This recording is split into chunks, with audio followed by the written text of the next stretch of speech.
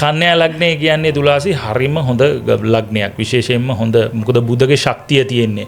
එතකොට දැන් මේ ගුරු වෙන්නේ 11 වෙන්නට.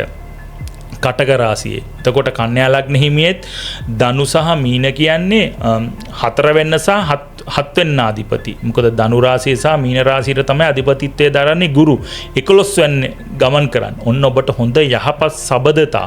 ඒ තුලින් තමන්ගේ ආර්ථික වාසි සලස ගන්න පුළුවන් කාලවකවණක්. අපි කියමු ওই බැංකු ශාස්ත්‍රය, ඉන්ෂුරන්ස් ශාස්ත්‍රය, සේල්ස් ඇන්ඩ් මාකටිං වගේ වෙළඳ අන්න හොඳම කාලයක්. හොඳ තමන්ගේ අර තියෙන දේවල් වැඩි දියුණු කරගන්න අලුත් ආයෝජන අවස්ථා උදා කරගන්න හොඳම කාලවකවණ. එතකොට ඔබ මේ කාලවකවානුවේ මොකද මේ ශනිගේ මීන රාශි ගත වීමක් තියෙන නිසා ශනි 7 වෙන්නේ ඔරොත්තු දීම, දරා ගැනීම, හවුල් ව්‍යාපාර පවා නිවරදිව කළමනාකරණය ගන්න පුළුවන් වුණොත් ඔබ ඉන්න ඕනම ලේඛන ශාස්ත්‍ර වේවා, මාධ්‍ය ශාස්ත්‍රයේ ඉන්න අයට පවා හොඳම කාලවකවානුවක් විශේෂයෙන්ම කන්‍යා ලග්න හිමියන්ට.